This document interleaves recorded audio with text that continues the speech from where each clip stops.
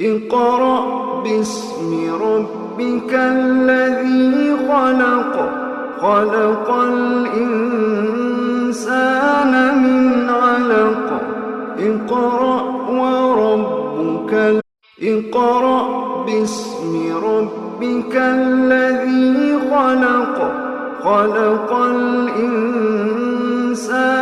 من علق